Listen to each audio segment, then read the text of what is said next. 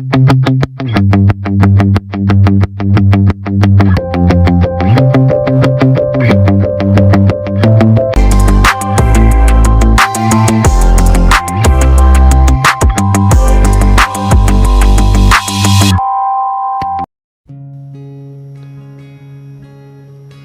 म तपाईहरुलाई यो युनिट 1 को language teaching approaches methods and strategies मध्येको यो युनिट 1 को हिस्टोरिकल एप्रोचेस हामीले पहिला नै पढिसकेका छौं। हामी 2 मा छौं, कम्युनिकेटिभ एप्रोचेस। कम्युनिकेटिभ एप्रोचेसमा पनि यहाँ तल हेर्न सक्नुहुनेछ, यहाँ 6 वटा पोइन्टहरु रहेको छ। यसमा पनि मैले तपाईहरुलाई यो दुईटा त मैले तपाईहरुलाई बताइसकेको, 1 र 2 त बताइसकेको छु। आज म तपाईहरुलाई यो 3 र 4 पोइन्ट नम्बर एक्सपेरिएन्शियल ल्याङ्ग्वेज लर्निङ र टोटल फिजिकल रेस्पोन्स, आज म तपाईहरुलाई यो दुईटा टपिकको बारेमा चाहिँ बताउने छु। हामी चाहिँ यो युनिट 1 मै छौं। अहिले हामीहरुले चाहिँ सिलेबस अनुसार चाहिँ 10 वटा चाहिँ युनिटहरु पढ्नुपर्छ। तपाईहरुले चाहिँ त्यहाँ अघिल्लो भिडियोमा गएर तपाईहरुले चाहिँ सिलेबसहरु, तपाईले कोर्स कन्टेन्ट तपाईहरुले चाहिँ हेर्न सक्नुहुनेछ। हामी चाहिँ यो यसमा कन्टिन्यू, हामी यसमा अगाडि बढिरहेका छौं। मेरो भिडियो आउन अलि ढिला भइरहेको छ, तर पनि म यसलाई चाँडो ल्याउने कोसिस गर्ने छु। आज म तपाईहरुलाई यो एक्सपेरिएन्शियल ल्याङ्ग्वेज लर्निङ र टोटल फिजिकल रेस्पोन्स को बारेमा चाहिँ आज म तपाईहरुलाई चाहिँ बताउने छु।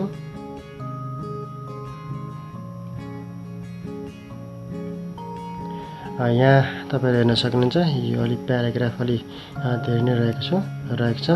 मैले तपाईहरुलाई भनिसकेको छु, यो प्याराग्राफ चाहिँ तपाईहरुले चाहिँ पढ्दाखेरि चाहिँ अथवा नोट बनाउँदाखेरि चाहिँ प्याराग्राफ सबै नलेख्नुस्। यसमा भएको मेन पोइन्टहरु मात्र पोइन्टको रूपमा चाहिँ तपाईहरुले चाहिँ एक वटा सेन्टेन्सहरु, मेन सेन्टेन्सहरुलाई चाहिँ पोइन्ट वाइज चाहिँ तपाईहरुले लेख्नुस्, ताकि यसलाई चाहिँ पढ्न सजिलो हुन्छ, सम्झन सजिलो हुन्छ। तपाईहरु यहाँ हेर्न सक्नुहुन्छ, म यसलाई चाहिँ यहाँ पढ्ने छु। Experiential language learning is an active and reflective teaching approach based on previous learning experiences and requires the personal involvement of the learner. This learning approach is the process of making meaning from direct experience in a real-world context. Experiential learning is a philosophy and methodology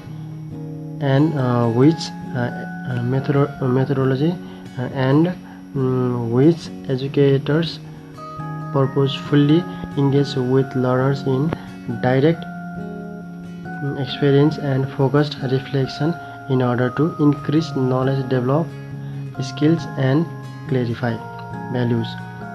This method is easily adaptable to a wide variety of educational settings, especially to classrooms where project-based on task-based learning from the core of the curriculum.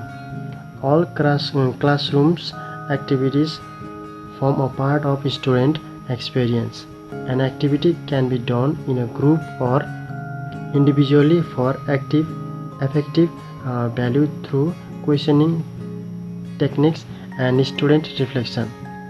Experiential learning encourages personal input, initiative, and self-duration in the learning process.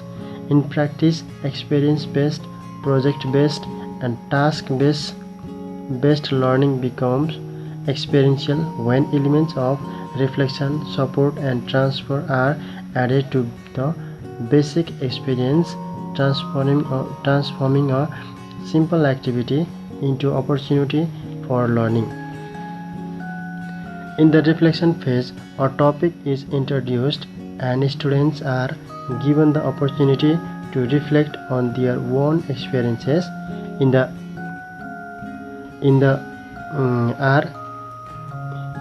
and to relate the topic to their personal learning goals. In the participation phase, students become personally involved as they participate in an activity either in the classroom or outside, or enhance their previous experience. In the internalization phase, a debriefing exercise is initiated by the teacher, and the students have the opportunity to reflect on their participation in the activity and discuss potential effects on their future behavior or attitudes. Finally, in the dissemination or transfer phase, the students apply and present their learning, linking it with the world outside the classroom. यो चाहिँ रहेको छ यसको यो experience language लर्निङलाई चाहिँ explain गरेको केही कुराहरू तपाईहरुले चाहिँ यसलाई चाहिँ फेरि दुई तीनचोटि रिभाइज गरेर चाहिँ तपाईहरुले चाहिँ मेन पोइन्टहरु चाहिँ तपाईले लेख्न सक्नुहुनेछ। अब म तपाईहरुलाई यसको क्यारेक्टरिस्टिक्स, एडभान्टेजेस, डिसएडभान्टेजेस को बारेमा चाहिँ म तपाईलाई बताउने छु।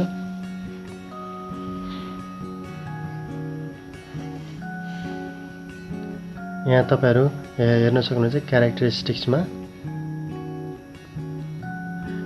It involves transaction between the learners and the environment. It addresses cognitive, emotional, and physical aspects of learners. It results from an individual's direct participation in events. FOMA, learners are active and responsible participants rather than passive respondents. 5. Students are proactive rather than reactive. 6. It promotes self-directed learning, autonomy and choice in learning. 7. It encourages authentic use of language. मैले तपाईहरुलाई बताइसकेको छु characteristics भन्नाले चाहिँ यो चाहिँ यस्तो हुनुपर्छ, यस्तो चाहिँ यसमा चाहिँ यस्तो गरिन्छ भनेर चाहिँ बताएको हुन्छ। त्यसमा चाहिँ त्यस्तो कुराहरु चाहिँ हुनुपर्छ, त्यस्तो गुण चाहिँ हुनुपर्ने हुन्छ। त्यसैगरी यसको एडभान्टेजेस यो एक्सपिरियन्शियल ल्याङ्ग्वेज लर्निङ, एक्सपिरियन्शियल भन्नाले चाहिँ अनुभव अफ एक्सपिरियन्स मा आधारित लर्निङ, ल्याङ्ग्वेज लर्निङ चाहिँ भनेर यसलाई चाहिँ खासमा चाहिँ बुझिन्छ। त्यसैगरी अब यसको चाहिँ त्यसको चाहिँ अब तपाई एडभान्टेजेस चाहिँ के रहेको छ म बताउँछु। It develops social and interpersonal skills. 2. It provides the opportunity for collaborative and cooperative work. It develops complex concepts in a simple manner. It provides opportunities for sharing knowledge and networking with skills. 5. It allows time for reflections away from daily pressures. And 6. It provides direct information about the behavior in nature,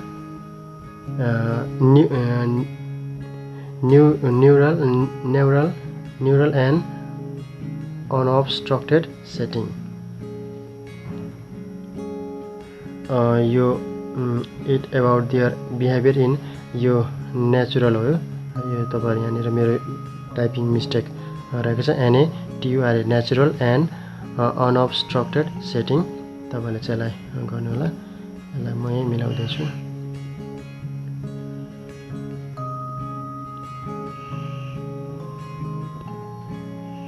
यो चाहिँ रहेको छ natural and unobstructed setting.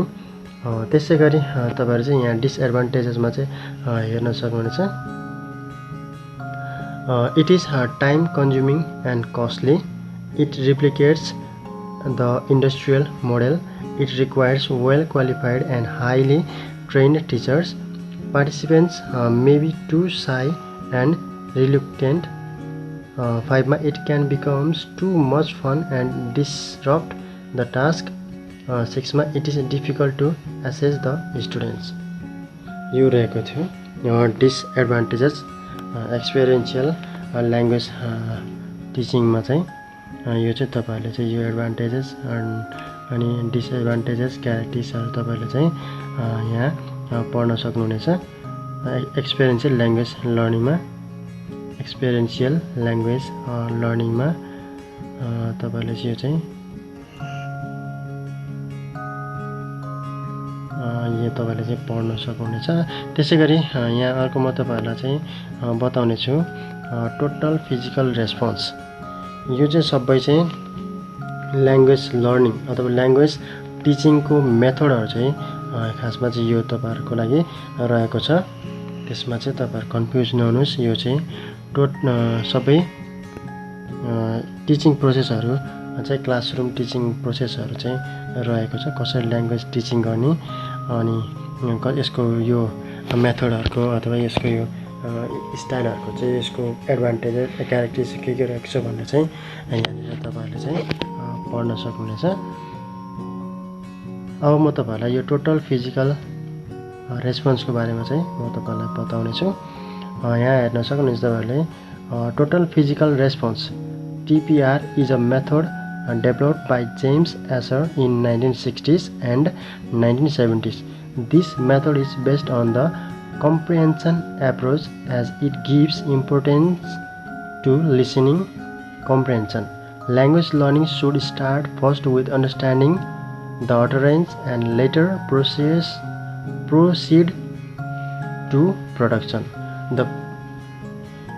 The practitioners of this method believe that an infant acquires its native language by listening to people around it for long before it utters a word.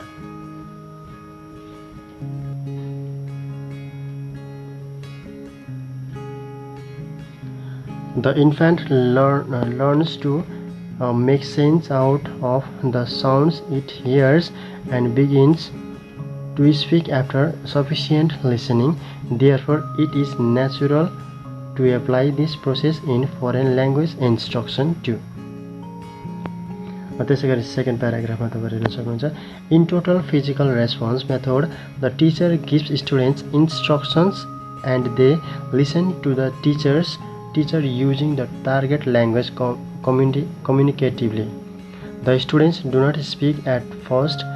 They simply have to carry out the teacher's command. The teacher helps students to understand meaning by using pictures, words in students' native language and so on. Students carry out the teacher's commands. This process provides students meaningful exposure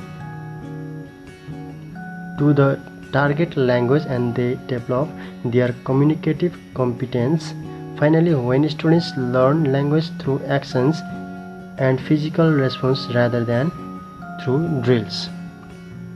यो चाहिँ रहेको छ total physical रेस्पोन्सको चाहिँ यस मिनिङहरु अनि यसको यो सुरुवात कहाँबाट सुरु भयो यसको भन्ने चाहिँ यसमा चाहिँ तपाईहरुले चाहिँ पढ्न सक्नुहुन्छ। तपाईले अब यसको म तपाईहरुलाई चाहिँ अब क्यारेक्टरिस्टिक्स, स्ट्रेन्थ्स एन्ड विकनेसेस पोइन्टहरु चाहिँ म तपाईहरुलाई बताउने छु। खासमा चाहिँ यही पोइन्टहरु नै तपाईहरुले चाहिँ याद गर्नुपर्ने हुन्छ। यसलाई चाहिँ क्यारेक्टरिस्टिक्सहरु तपाईहरु यहाँ हेर्न सक्नुहुन्छ। 10 वटा चाहिँ क्यारेक्टरिस्टिक्स रहेको छ।